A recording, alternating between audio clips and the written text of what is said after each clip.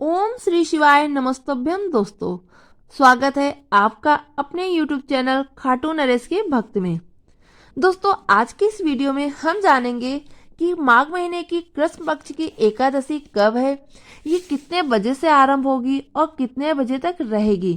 साथ ही इस एकादशी की पूजा विधि क्या है और इसको अन्य किस नाम से जाना जाता है, इसका शुभ मुहूर्त क्या है तथा इसमें पारण कब होगा और इसके साथ ही इस व्रत में हमें किस एक चीज का पालन करना चाहिए, हमें किस सामग्री का उपभोग नहीं करना चाहिए, किसे नहीं खाना चाहिए और इस व्रत का महत्व क्या है तथा इस व्रत में कौन सी कथा कही जाती है। तो दोस्तों, इसमें हम आपको पूरी जानकारी डिटेल में देंगे। वीडियो को बिल्कुल भी स्किप मत करिएगा। अगर आपको ये व्रत पूरे विधि विधान के साथ में रखना है तो आप इसको लास्ट तक देखिएगा और एक एक नियम का पालन करिएगा।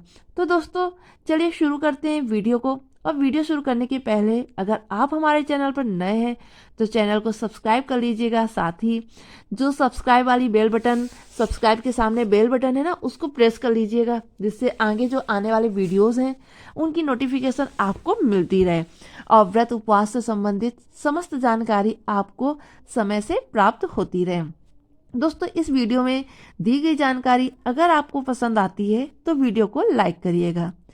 दोस्तों, माघ महीने के कृष्ण पक्ष की एकादशी को सठ तिला एकादशी के नाम से भी जाना जाता है। सठ तिला एकादशी पर तिल का 6 तरह से उपयोग करने का विधान है, इसलिए इसे सठ शिला कहा जाता है। सॉरी, शिला नहीं, तिला। इस दिन तिल से भगवान विष्णु का पूजन करने पर नरक की प्राप्ति नहीं होती है, स्वर्ण दान के बराबर पुण्य फल मिलता है। सठ तिला एकादशी 2024 में कब है, चलो जानते हैं इसकी डेट, मुहूर्त और महत्व। तो सठ तिला एकादशी का व्रत 6 फरवरी 2024 मंगलवार को रखा जाएगा। इस उपवास को करने में जहां हमें शारीरिक पवित्रता और निरोगता प्राप्त होती है, वहीं अन्य तिल आदि दान करने से धन धान्य में बढ़ोतरी होती है।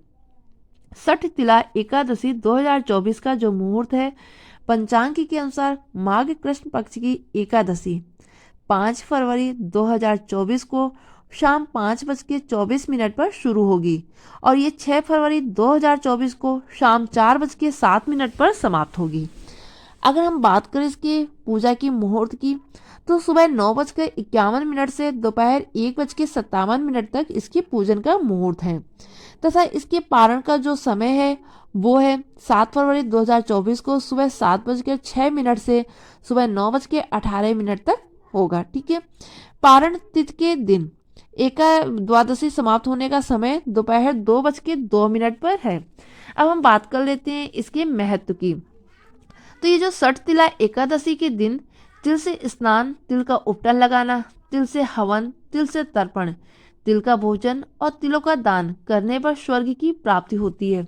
जीवन में प्रगति के लिए इस दिन स्नान के पानी में थोड़ा सा गंगा जल और कुछ तिल के दाने मिलाकर स्नान करें। इसके बाद साफ कपड़े पहनकर भगवान विष्णु की पूजा करें। इससे उनकी कृपा हमेशा बनी रहती है, वैवाहिक जीवन सुखमय होता है और खुशहाल होता है। इसके कथा को पढ़ने से, सुनने से मोक्ष की प्राप्ति होती है। इस व्रत को रखने से मनुष्यों को अपने बुरे पापों से मुक्ति मिलती है। इस व्रत को रखने से जीवन में सुख समृद्धि आती है। दोस्तों, इस दिन भगवान विष्णु की पूजा की जाती है। इसके साथ ही आप भगवान विष्णु का जो दूसरा रूप है राधे कृष्ण का रूप, आप राधे कृष्ण की भी पूजा कर सकते हैं, उनकी भी पूजा की जाती है। एकादशी के व्रत में और चावल का बिल्कुल भी सेवन नहीं करते। इनफैक्ट जो व्रत रखते हैं उनको तो करना ही नहीं है। इसके साथ ही जो अन्य लोग भी हैं, घर के लोग हैं, उनको भी चावल का उपभोग नहीं करना चाहिए, उसको नहीं खाना चाहिए। अब इसकी कथा आप जान लीजिए जो कि एकादशी के व्रत में कही जाती है। तो इसकी कथा इस प्रकार से है। एक समय दालभ्य ऋषि ने पुलस्त ऋषि से पूछा कि हे महाराज, पृथ्वी लोक में मनुष्य ब्रह्मात्यादि महान पाप करते हैं, पराय धन की चोरी तथा दूसरे की उन्नति देखकर ईर्ष्या करते हैं, साथ ही अनेक प्रकार के व्यसनों में फंसे रहते हैं। फिर भी उनको नर्क प्राप्त नहीं होता। इसका क्या कारण है? वे ना जाने कौन सा दान पुण्य करते हैं जिससे उनके पाप नष्ट हो जाते हैं। ये सब कृपा पूर्वक आप कहिए। पुलस्त मुनि कहने लगे, हे महाभाग, आपने मुझसे अत्यंत गंभीर प्रश्न पूछा है। इससे संसार के जीवों का अत्यंत भला होगा। इस भेद को ब्रह्मा, विष्णु, रुद्र तथा इंद्र आदि भी नहीं जानते, परंतु मैं आपको ये गुप्त तत्व अवश्य बताऊंगा। उन्होंने कहा कि माघ मास लगते ही मनुष्य को स्नान आदि करके शुद्ध रहना चाहिए।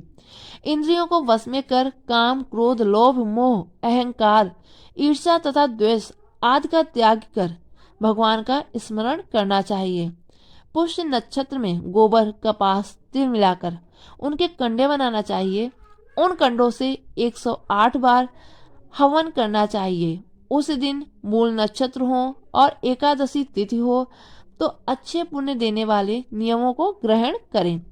स्नानादि नित्य क्रिया से निवृत्त होकर सब देवताओं के देव श्री भगवान का पूजन करें और एकादशी व्रत धारण करें। रात्रि को जागरण करना चाहिए।